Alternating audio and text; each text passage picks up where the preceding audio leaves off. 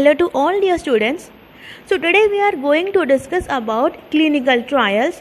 This is one of the most simplest and one of the most important topic of general pharmacology. So let's get started. The main aim of this clinical trial is to achieve registration by one or more regulatory authorities to allow the drug to be marketed legally as a medicine for use. See, you might have seen so many medicines are been available in market. But before their availability in the market, lots and lots of testings are being conducted on these drugs. Like suppose you synthesize any drug in your kitchen, and after synthesizing that medicine, can you sell them like that only in the market? The answer is big no. Because no doubt, medicines are being synthesized for the well-being of mankind, but at the same time, the same medicines are also prompted to produce toxic effect. So as such, there is a very minute line between the good effect and bad effect of these medicines, and to judge them properly, clinical trials are being conducted for safe and effective use of these drugs. On the same way, safe and effective marketing of these medicines. So broadly, the process can be divided into three components. The first one is drug discovery, during which candidate molecules are chosen on the basis of their pharmacological properties. Next is preclinical development, during which a wide range of non-human studies are performed. And lastly, clinical development, during which the selected compound is tested for efficacy, side effects and potential danger in volunteers and patients. Okay, so first one is drug discovery. Drug discovery is nothing but a molecule is being synthesized. Some chemical testings are being done, and we got to know that okay, this is the structure little bit similar to some kind of standard drug, so we can check the pharmacology of that particular drug. So that comes under drug discovery. Next, testing of that drug will taking place. So first of all, initially preclinical trials are being conducted. Preclinical trials means the testing are done in animals. Okay, we cannot test directly a drug on human beings. First of all, we'll do animal testing. So animal testing is known as preclinical trials. Pre means prior, before clinical trial. Whatever is done is known as preclinical trials. So preclinical trials are nothing but these are the trials which are conducted on animals, and after successful completion of preclinical trials, if we found that that particular test component have got some potential, then we will move to the clinical trial. Clinical trials means these are the tests done on the human volunteers. Okay. Next, we'll start with preclinical trials. Molecules that have therapeutic potential must be evaluated thoroughly before they are used in clinical practice. Initially, these drugs are evaluated in animals, and which is called as preclinical studies. Objectives of animal trials are: first of all, screening of various molecules for their therapeutic potential. This is one of the most important objective. That drug which we are testing, it should have some kind of therapeutic potential, or else it is a wasteful thing. Next, to identify efficacy, to find out safety, investigating the pharmacokinetic parameters, and lastly, comparison with the existing drug. Existing drug means a standard drug. The test drug should have some comparative effect as that of the standard drug. So these all are the objectives of the animal trial. And the basic aim behind these preclinical testing is judging the predictability of these drugs in human beings. Because after preclinical trials, the test drug will be moving to the clinical trials. Next, the major areas of preclinical evaluations are: first of all, the pharmacodynamic studies. What is meant by pharmacodynamics? You people know. Pharmacodynamics means what the drug affects, means what is the action of drug on our body, on what receptor it is acting, how many receptors it is acting, on what enzymes it is acting, what action it is producing on the enzyme, what action it is producing on the transporters, whether any drug interaction is taking place. All these studies comes under the pharmacodynamic studies. So in animals, we are conducting first of all the pharmacodynamic studies. Here, action relevant to the proposed therapeutic use and other effects are studied on animals.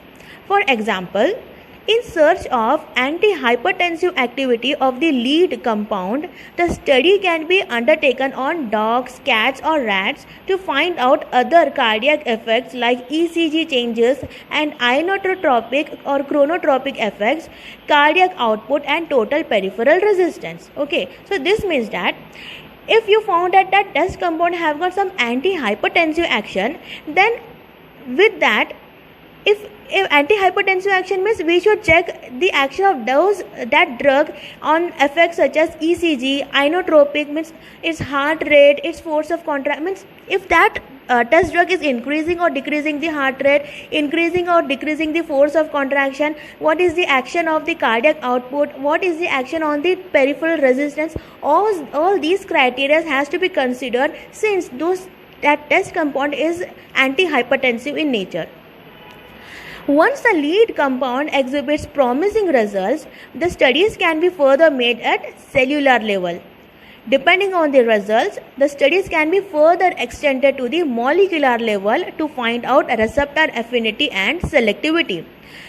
Next, the graded response assay or Quantal assay are then performed to find out ED50 of the drug. So this is about the pharmacodynamic studies. If the test drug is supposed to have an antihypertensive drug action, so all the effects which are related to your heart are to be performed. Next, toxicological studies. If the agent possessed useful activity, it should now be studied for possible adverse effect on major organ system. The major kinds of information needed from preclinical studies are, first of all, the acute toxicity. So the main aim is to find out acute dose that is lethal to 50% of animals, that is LD50 value we need to calculate. The study is done at least on 2 species of animals and the drug is given in graded doses to several groups of animals by at least 2 routes, one of which should be proposed route to use in human beings. So acute toxicity studies are being done for knowing the minimum drug that is killing 50% of the animals. So LD50 studies are being done in acute toxicity studies. Next is the subacute toxicity. The aim is to identify the target organs susceptible to drug toxicity. 3 doses are used in 2 animal species. The animals are maintained at maximum tolerated doses for a minimum period of 4 weeks to a maximum of 3 months so as to allow development of pathological changes. Therefore, biochemical and hematological changes are evaluated. Finally, the animals are killed and then subjected to histopathological examination. So what we are doing in subacute toxicity studies? Here we are checking that on which organ toxicity is being produced, whether on liver it is producing a liver damage or whether it is producing a kidney damage or a brain damage or some problem in your blood. All that studies comes under the subacute toxicity. Okay, in acute toxicity we are checking the amount of drug, the minimum dose of the drug that is required for killing 50% of animals. Subacute toxicity is done for checking out on what organ toxicity is being produced. Okay, and after completion of this subacute toxicity studies, we will slaughter the animal, we will kill the animal and we will take off that organ on which damage or toxicity is being produced. Then we will check out the histopathological examination. Next, chronic toxicity. The goals are same as that of the subacute toxicity. However, such studies are especially important if the drug is intended for chronic use in human beings.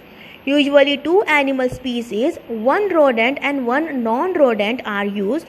The duration of study may range from 1 to 2 years. Okay, so chronic toxicity studies is almost similar to subacute toxicity. Here also the target organ where toxicity is being produced is being checked. Then what is the difference between chronic and subacute? Chronic toxicities is mainly done for those drugs that is intended to be used lifelong, like any person who is suffering from diabetes. So anti-diabetic drugs has to be taken lifelong, for a longer duration of time. Like anti-cancer drugs has to be taken for a longer duration of time. Anti-hypertensive drugs has to be taken for a long duration of time. So such drug that has to be consumed by the patient for a longer duration of time, on such drugs chronic toxicity studies are being done. Next, special toxicity. Toxicological data on teratogenicity, mutagenicity and carcinogenicity is done, as has become mandatory after the unfortunate episodes of thalidomide disaster in 1950, which has left more than 10,000 newborn congenital deformed and crippled due to phocomelia. So in special toxicity studies, we are checking that whether that drug has got potential to produce teratogenic action. Teratogenic action means a pregnant lady will consume the drug and the infant will be produced, means he will be taking birth with some mental or physical or some kind of metabolic abnormalities, that is the teratogenic action. Mutagenicity means some kind of mutations, like some enzymes are functioning some abnormally, that is mutagenicity. Carcinogenicity means some cancerous cells are being synthesized because of some drugs. So these are special toxicity studies that has to be undertaken on a lead compound. Next, pharmacokinetic studies. So still here was the toxicological studies. We have completed pharmacodynamic studies, toxicity studies, and then third one is the pharmacokinetic studies. After performing toxicological studies, the promising test compound is subjected to pharmacokinetic studies in several species of animals like rats, dogs, and sometimes monkeys. Besides studying its absorption, distribution, metabolism, and elimination, these studies are established their relative bioavailability after its oral and parenteral administration. Its elimination half-life is also estimated through pharmacokinetic data. So this is very simple. Pharmacokinetic studies means we should check out the ADME. That's it. Next, assessment of safety index. After the toxicological and pharmacodynamic study, the LD50 and ED50 of test compounds are found respectively. From these data, their therapeutic index and certain safety factors are calculated. So this is about the preclinical studies, and these all are the main areas because of which preclinical studies are being done. Next, we'll start with the clinical trials. After establishment of safety and efficacy in animals, a drug can be tested in human beings. Any drug undergoes total 4 phases of clinical trials. After first 3 phases, if the drug is found safe and effective, then it is allowed in the market. Next, the main objective of the clinical trials are same as that of the preclinical trials, that is establishing safety, evaluating efficacy, studying pharmacokinetic parameter, finding mechanism of action, and lastly comparison with existing treatment. Next, there are certain ethics to be followed while conducting a clinical trials, because clinical trials are being conducted on human beings. Preclinical trials are conducted on animals, and animals cannot say that you are doing some injustice to me. It is humans who can say. So we need to follow some ethics to be done, to be followed while conducting a clinical trials. And what these are, we'll check out one by one. The healthy human volunteer or patient volunteers should have the right to choose for themselves whether or not they will participate in research. That is, they have the right to autonomy. The investigating scientist or physician has no right to choose martyrs for society through persuasion or lure. Okay, so this means that any person, any human beings who is willing to enter into a clinical trials, it will be its own wish. We cannot force anyone to enter into a clinical trial. If he is agreed, then only he can come. He can become a subject or a volunteer in a clinical trial. We cannot force anyone. We cannot kill any human beings as such. Next, hence the law requires that the physician should obtain the written informed consent from every human volunteer. The basic elements of such informed consent includes, means there is an information consent or you can say it is a kind of an agreement that a physician should show to the person who is willing to become a subject in the clinical trials. And no, there are few people, like in India, not everyone knows English. So if that person knows Kannada, we should make the information consent in Kannada language. If that person knows only Hindi, then we can make the information consent in Hindi language. As means whatever which the person can read in that language, we should make the information content. And what are the contents of this consent we should check out? Firstly, a fair explanation of the procedures to be followed. The physician should free and frankly say what all procedures has to be followed during these clinical trials. He should not hide anything. There should not be any surprise element for the subject. Next, an explanation of the possible discomfort and risk. Means the physician should say that if you are entering in this clinical trial, it is a kind of antihypertensive test drug, so there may be chances of palpitation, some chances of increased heart rate, some chances of fall in blood pressure. So all these possible discomfort, everything, possible risk also, everything the physician should explain to the person. Next, a description of the anticipated benefits, particularly when the volunteers are like cancer patients. Like suppose the clinical trials are be done on a drug which is a kind of anti-cancer drug. And for anti-cancer drug, we can select the patient who is already suffering from cancer. So we can explain that if you are entering into a clinical trial, already we are conducting a trial on the anti-cancer drug. So there are chances that you may get healed up free of cost. So all those anticipating benefits also the physician should explain to the subject. Next, a permanent offer to answer any query related to the procedure. Anytime if the subject have any kind of doubt regarding like what is happening to me, why this discomfort is occurring to me, so everything physician should say. The physician should not shout on the patient that shut up, you are getting the money and you just shut your mouth. No, this is a wrong thing. The physician always, he should be on a state that yeah, this is the problem, all these things, but he should explain everything to the subject. An assurance that the subject is free to withdraw his consent and to discontinue participation in the project at any time. Okay, if the subject thinks that okay, now I cannot handle it anymore, I cannot stay in this clinical trial, so he can anytime he can withdraw.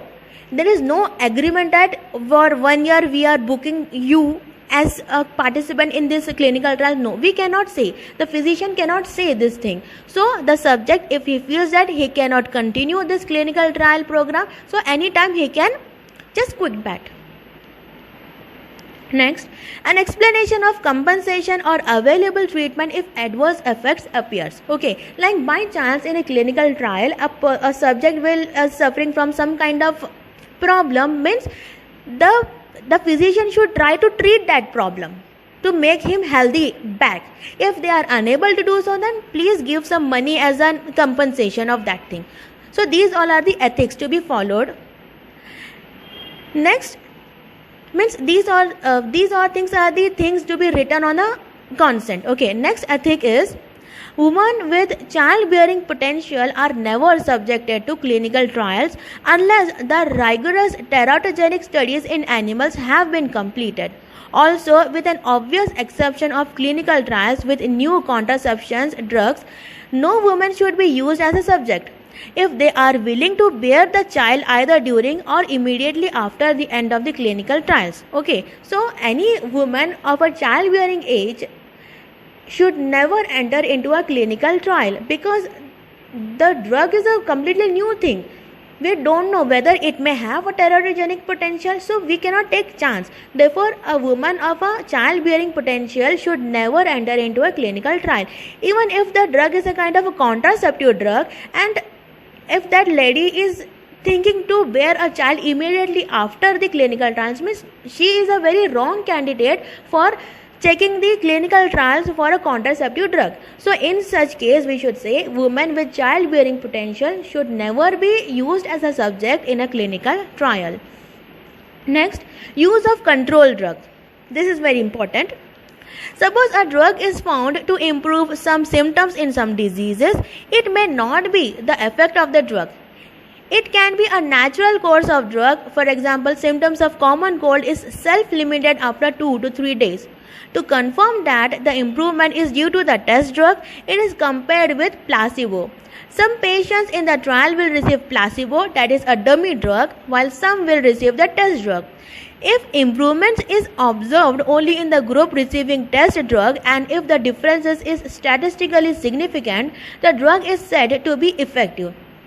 Similarly, test drug is compared with that of the standard drug that has similar type of action. Studies according to agent compared are called as placebo controlled, that is test drug compared with the placebo, or positive control, that is test drug compared with the standard treatment. Studies are uncontrolled, that is no drug. You will get to know here. Suppose these are two individuals, this is person A, this is person B. Both are suffering from common cold. Okay, and person A receives test drug and person B receives placebo. We know that common cold usually within 3 days will get healed off, because 3 days is a natural course of duration of this common cold. Now person A, he received test drug, person B received placebo, and we know placebo is a dummy drug. It does not have any therapeutic effectiveness. So obviously the person B will get cured after 3 days only. Suppose the person A who is receiving the test drug, he also gets cured after 3 days. That means the test drug does not have any potential for the treatment of common cold. But suppose person A gets healed up within 2 days and person B gets heals up, or he becomes healthy after 3 days. That means the test drug has got some effectiveness. So similarly, we can compare this thing with a person C who was also suffering from common cold, and person C has received a standard drug. Suppose person C gets cured after 2 days and person A who was receiving test drug gets cured after 1 day. That means the test drug have got much more potential as compared to the standard drug. So in this manner we can do the studies, and this is also very much useful for checking that whether a test drug have got any action or not. So for this reason we are using control, that is placebo, that does not have any therapeutic effectiveness, and we can compare the test drug with the placebo and the test drug with the standard drug. Next, randomization. It is the random allotment of the test drug or placebo to the patients. Randomization is done with the help of a table of random numbers or computerized programs. According to that fixed pattern, patients in the clinical trial will get either placebo or test drug. It avoids bias in the recruitment. So this is a table. Like you can see, in the randomization, one chart has been followed. Like week 1, group A will receive test drug and group B will receive placebo. In the second week, the group B will now receive test drug and group A will receive placebo. Then week 3, week 4 and so on. So randomization is done, which is done by following a common table, and accordingly we will give the drugs. Next important thing is blinding. We have got two types of blinding, single blind trial and double blind trial. What these things are? Single blind trial means if individual in the trial knows that he is receiving placebo or test drug, the physiological interpretation may alter the effect. To avoid this, patients are not informed whether they are receiving placebo or test drug. This is a single blind trial to avoid bias. Whereas double blind trial, if the investigator in the trial knows what patient has received, drug or placebo, his psychological factor can alter the results. In double blind trial, neither the patient nor investigator knows who is taking test medication and who is taking placebo. This design of trial avoids bias of the patients and investigator. Okay, so what did you understood? Single blind trial. Single blind trial means here the patient does not know whether he is getting a placebo or a test drug, because the psychological factor also matters a lot. Suppose we are saying to that subject that you are receiving a placebo. So his psychological effect will influence that, okay, I am going to receive a placebo, means I will not produce any kind of effect, I will be healthy enough. Suppose we are saying that subject that you are going to receive a test drug now. So his psychological effect means, okay, now I am receiving a test drug, now sure and sure some kind of changes will happen in my body. So to avoid such kind of psychological factor, we are conducting a single blind trial. Means here the subject does not know whether he is receiving a placebo or a tested drug or a standard drug. Similarly, double blind trials. Double blind trials means here nor the investigator, neither the subject knows what is being given to the patient, means to the subject. Because this thing also favors, it will allow some preconceived notion. Means a physician, means an investigator who is conducting the clinical trial, if he knows that now I have given a placebo to the subject and he is recording the result and he knows that I have given placebo, there won't be any kind of changes in that patient.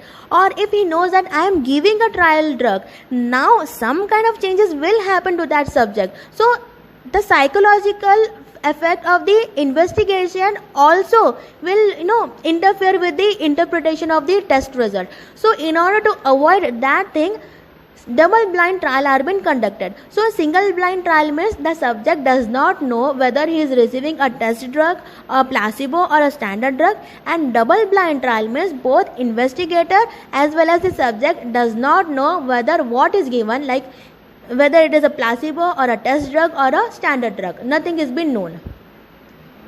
Next, crossover design of trial. Suppose in a clinical trial, individuals in group A receive test drug and those in group B receive placebo. After completion of the trial, there is a drug-free period, that is washout period, to abolish the total effect of the drug. Then individuals in group A will receive placebo and those in group B will get test drug. The analysis of two steps is done together. This crossover design of the trial reduces individual variation in the trial and needs small number of patients. So this is similar to randomization. One week group A is getting test drug and group B is getting placebo. Second week group B is getting test drug and group A will be receiving placebo. So that is crossover design. Lastly, prospective and prospective trials. When objectives of the trials are decided first and then the drug is tested, it is called as prospective trial. In retrospective trial, first the drug is tested, data is collected and analyzed without specific objectives in mind. Prospective trial means we have taken a lead compound, a test compound, and we know that this compound has got an antihypertensive action. That is prospective compound.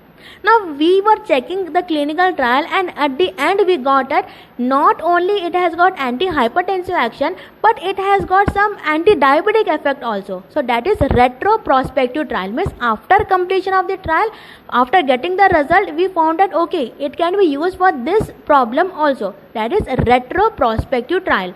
Prospective trial means before initiating the trial, we know that this is the indication of that particular drug. Retrospective trial means after completion of trial, we got that okay, it can be used, it can be indicated for this kind of disease also. So these all are the ethics to be followed before conducting a trial in a human beings. So now we'll start with clinical trials, that is human studies. When a compound deserving trial in man is identified by animals, the regulatory authorities are approached, who on satisfaction issues an investigational new drug license, IND license. So once a preclinical trial has been completed, after successful completion of animal studies, we will get an investigational new drug license. So after getting the investigational new drug license only, we should start the clinical trials. Okay, so this is it is a link between preclinical and clinical studies. Okay, if anyone asks what is the link between animal studies and human studies, or you can say preclinical and clinical studies, that is the investigational new drug license. Once you have successfully completed the animal studies, you will get investigational new drug license, and after that, after getting this license only, you can go for clinical trials, that is the human studies. The drug is formulated into suitable dosage form and clinical trials are conducted in a logical phased manner. To minimize any risk, initially few subjects receive the drug under close supervision. Later, larger members are treated with only relevant monitoring. Standards for the design, ethics, conduct, monitoring, standard recording and analyzing data and reporting of the clinical trials have been laid down into the form of good clinical practice guidelines by the International Conference of Harmonization. Adherence of these provides assurance that the data and reported results are credible and accurate, and that the rights, integrity and confidentiality of trial subjects are protected. Lastly, the clinical trial studies are conventionally divided into 4 phases. So we have got 4 phases of clinical trials, and what these are, what happens in these 4 phases, we'll check out one by one. So starting with phase 1, it is also known as human pharmacology and safety. It is a phase of clinical pharmacological evaluation of the new drug and is performed on small number of healthy volunteers, like just 20 to 25 healthy volunteers. If the drug is expected to have significant toxicity, as in case of anti-cancer drugs or drugs to be used in AIDS therapy, the volunteers with particular disease are rather than healthy volunteers. The objectives of these, we'll check out first all these things. So phase 1 trial is mainly conducted in small number of healthy volunteers, like 20 to 25 healthy volunteers are been selected, and on these volunteers phase 1 clinical trials are been done. Moreover, as you can see on the name itself, phase 1 is also known as human pharmacology and safety. So we should give more preference to safety. Here we are not checking the efficacy, but we are checking the safety. Plus, if the lead compound have got the action like anti-cancer drug, like anti-cancer drugs have got lots and lots of adverse effects. So despite of healthy volunteer, if we can select the volunteers who are already suffering from cancer, because anti-cancer drugs have got a huge number of side effects.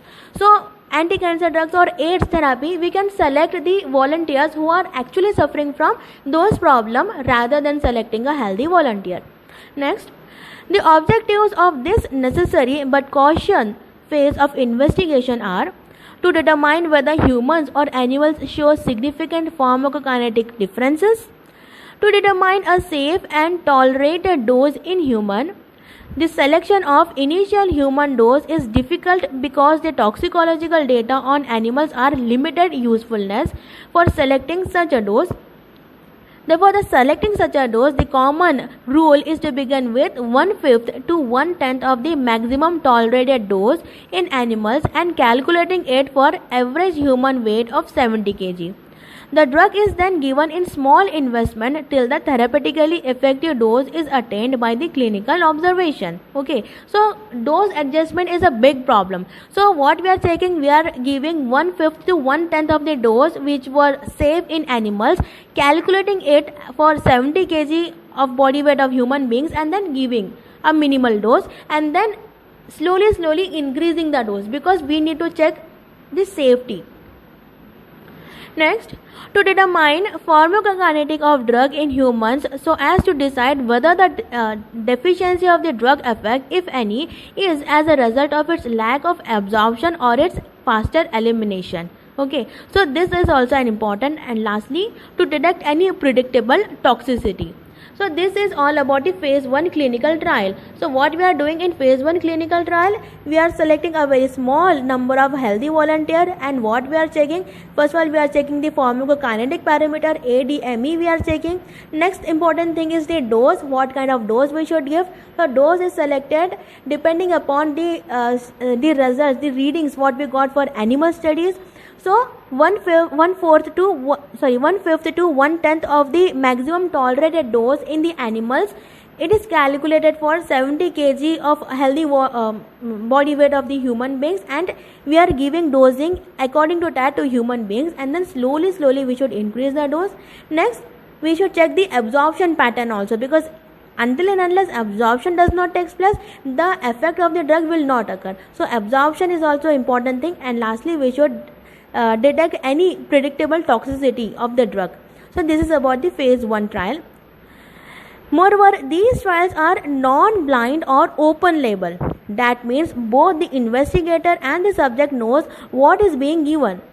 Phase 1 trials are usually performed by clinical pharmacologists in a research center, especially equipped with pharmacokinetic studies. Okay, so these studies are kind of non-blind or open label type. Means both subject as well as the investigator knows what is being given, whether it is a placebo or a test drug or a standard drug.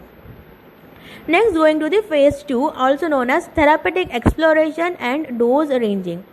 In this phase, the drug is studied for the first time in patients with target disease to determine its efficacy. Okay, so in this phase, efficacy is being determined, and the volunteer here are not healthy. They are the volunteers with a target disease. Okay, in phase 1, we are checking safety. In phase 2, we are checking efficacy. In phase 1, healthy volunteers were selected, but in phase 2, diseased volunteer, means the volunteers who are not healthy. Means if the drug is antihypertensive drug, so the volunteers should be suffering from hypertension.